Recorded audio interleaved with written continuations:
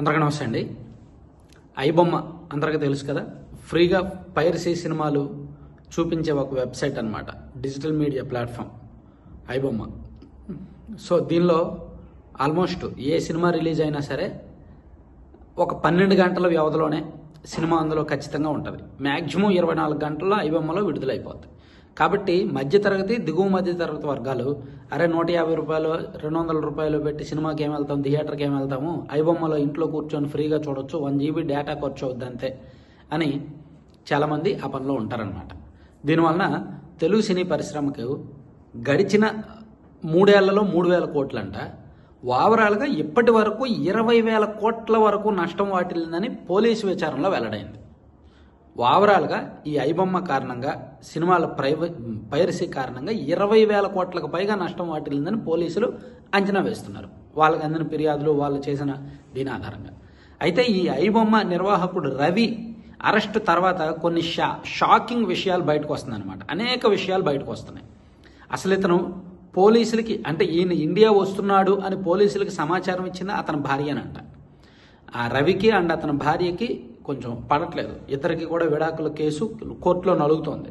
So ఇద్దరి మధ్య విభేదాలు ఉన్నాయి. దాంతో అతని భార్యే అతను ఇండియా వస్తున్నాడు ఈ కోర్టు కేసు విచారణ నిమిత్తం అని చెప్పి పోలీసులకు సమాచారం ఇచ్చింది, లీక్ ఇచ్చింది అనేది ఒక పుకారు నెట్లో తిరుగుతోంది. సరే, ఇది కాసేపు పక్కన పెడితే రవికి 100 కోట్ల ఆస్తులు ఉన్నాయి. నిజానికి సినిమాలు ఫ్రీగానే ఇస్తారు కదా, మరి అతను ఆస్తులు ఎలా సంపాదించాడు అని డౌట్ రావచ్చు మీకు. ఇప్పుడు ఐబొమ్మలో సినిమాలన్నీ ఫ్రీ కదా, ఫ్రీగా డౌన్లోడ్ చేసి చూడవచ్చు కదా. కానీ ఎలా సంపాదించాడంటే బెట్టింగ్ యాప్స్ ప్రమోట్ చేశాడు. మీరు ఐబొమ్మలో ఆ website daily millions of views ఉంటాయి, ఆ వెబ్సైట్కి డౌన్లోడ్స్ కూడా ఎక్కువగా ఉంటాయి. సో మీరు డౌన్లోడ్ చేసే ముందు ఒక్కోసారి యాడ్ చూడాల్సి వస్తుంది, లేదా ఒక యాప్ మీద దేని మీద క్లిక్ చేయాల్సి వస్తుంది, లేదా వెబ్సైట్లో సైడ్ కొన్ని అడ్వర్టైజ్మెంట్లు వస్తాయి. ఈ యాడ్లు ఆయన ఎక్కువగా బెట్టింగ్ యాప్లు, అంటే ఈజీగా మనీ వచ్చేవి, ఎక్కువ మనీ వచ్చేవి ఎక్కువగా ప్రమోట్ చేశాడంట. ఆన్లైన్ గేమ్స్, ఆన్లైన్ బెట్టింగ్ యాప్లు ప్రమోట్ చేయడం ద్వారా దాదాపుగా 400 కోట్లకు పైగా అతను ఆస్తులు సంపాదించాడు అనేది ఒక సమాచారం. ఏదైనా సరే భారీగానే ఆస్తులు పోగేశాడు. కూకట్పల్లిలో అతను నివాసంలో పోలీసులు సోదాలు చేస్తే 3 కోట్ల రూపాయలు నగదు, దానికి సంబంధించిన బ్యాంక్ అకౌంట్స్ ఇచ్చేశారు. అలాగే కొన్ని మొబైల్ ఫోన్స్, కొన్ని సర్వర్సు, కొన్ని ల్యాప్టాప్లు, అంటే కొన్ని హార్డ్ డిస్కులు, అలాగే భవిష్యత్తులో ఈ ఐబొమ్మలో అప్లోడ్ చేయబోయే సినిమాల లిస్టు, దానికి సంబంధించిన డేటా, ఇదివరకే అప్లోడ్ చేసిన సినిమాల లిస్టు, దానికి అవన్నీ మెయింటైన్ చేస్తున్న సర్వర్లు, అవన్నీ కూడా గుర్తించారు. కొన్ని అసలైన సర్వర్లేమో కరేబియన్ దీవుల్లో ఉన్నాయి. ఆయన ఐపీ అడ్రస్ కూడా ట్రేస్ అవ్వకుండా, ఎక్కడ ఎవరు పట్టుకున్నా దొరకకుండా కరేబియన్ దీవుల్లో ఉంటూ ఈ వెబ్సైట్లు నిర్వహిస్తున్నాడు. అక్కడి నుంచే అడ్వర్టైజ్మెంట్లు తీసుకుంటూ కొంత ఆర్జిస్తున్నాడు. సో ఇదంతా కూడా పోలీసుల విచారణలో బయటకు వచ్చింది. అయితే పోలీసులు దీన్ని అనేక కోణాల్లో శోధిస్తున్నారు. కేవలం రవి ఒక్కడి వల్లనే ఇంత నెట్వర్క్ నడపడం సాధ్యమైందా? రవి వెనుక ఇంకెవరెవరు ఉన్నారు? అసలు పోలీసులను కూడా మీ సంగతి చూస్తాం, మా వరకు వస్తే, ఐబొమ్మ వరకు వస్తే మీ సంగతి చూస్తామని బెదిరించడానికి కారణం ఏంటి? అండ్ కొంతమంది సినీ పెద్దలను కూడా బెదిరించడానికి కారణం ఏమిటి? ఈయన ఒక్కడే అయితే ఇంత తెగించడు కదా, ఈయన వెనక ఏదైనా నెట్వర్క్ ఉందా, ఒక పెద్ద మాఫియా ఏమైనా ఉందా అనేటట్టుగా పోలీసుల దర్యాప్తు ప్రస్తుతానికి సాగుతోంది. కానీ ఆయన 14 రోజులు రిమాండ్ విధించింది కోర్టు. ఆయన ఒక వారం రోజుల పాటు కస్టడీకి అడిగే ఉద్దేశంతో పోలీసులు అయితే ఉన్నారు. ఆయన కస్టడీలోకి వస్తే, నోరు విప్పితే, తన వెనక ఎవరైనా ఉంటే ఆయన చెప్తాడు. లేదు, నోరు విప్పకుండా మొత్తం నేనే చేశాను, నాదే బాధ్యత అన్నాడు అనుకోండి, ఇంకా పోలీసులు కూడా అతని ఆస్తులు సీజ్ చేయడము అండ్ అతని మీద కేసు కట్టడము, కోర్టుకి రిపోర్ట్ అంటే ఈజీగా తేలిపోతాయి. అతని వెనక ఎవరు లేకపోతే, పెద్ద మాఫియా కానీ పెద్ద పెద్ద తలకాయలు ఎవరు అతని వెనక లేకపోతే కేసు ఈజీగానే క్లోజ్ అయిపోతాయి.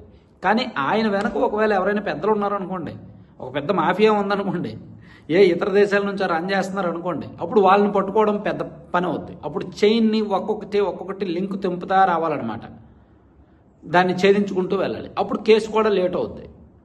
ప్లస్ ఈ 100 కోట్ల వ్యవహారాలన్నీ ఏ బ్యాంక్ అకౌంట్లలో దాశారు, ఎలా వచ్చింది, ఏ యాప్స్ ప్రమోట్ చేశారు అనేవి కూడా పోలీసులు ప్రస్తుతానికి కనిపెట్టే పనిలో పడ్డారు. మొత్తానికి ఐబొమ్మ రవి అరెస్ట్ అయిన తర్వాత అనేక సంచలనాలు బయటకు వస్తున్నాయి అన్నమాట. ఇంకా అప్డేట్స్ ఏమైనా ఉంటే చూద్దాం. Thank you. కంటెంట్ చివరి వరకు చూసిన ప్రతి ఒక్కరికి కూడా ధన్యవాదాలు. కంటెంట్కి సంబంధం లేకుండా మీరు స్క్రీన్ మీద laddupallem.com అనే యాడ్ ఒకసారి చూస్తున్నారు కదా, దీని ప్రత్యేకత ఏంటంటేనండి, లడ్డూల దగ్గర ఒక 20 రకాలకు పైగా లడ్డూలు ఉంటాయి. రాగి, సజ్జ, జొన్న, కొర్ర లడ్డూలు, అలాగే అవిసె గింజలు, పొద్దుతిరుగుడు గింజలు, గుమ్మడి గింజలు, మఖానా లడ్డూలు, అలాగే జీడిపప్పు, బాదం పప్పు, dry fruits, mixed fruits, multigrain, multivitamins ఇలా లడ్డూలు. వీటితో పాటు రొటీన్గా రవ్వ లడ్డు కానీ, గోధుమ లడ్డు కానీ, ఈ నువ్వుల లడ్డూలు కానీ, ఇవన్నీ ఇలా దాదాపుగా 20 రకాలకు పైగా లడ్డూలు ఉంటాయి. అలాగే హాట్ స్నాక్స్ మిల్లెట్స్తో, రాగి, సజ్జ, జొన్న, కర్ర వాటితో చేసిన హాట్ స్నాక్స్ ఉంటాయి.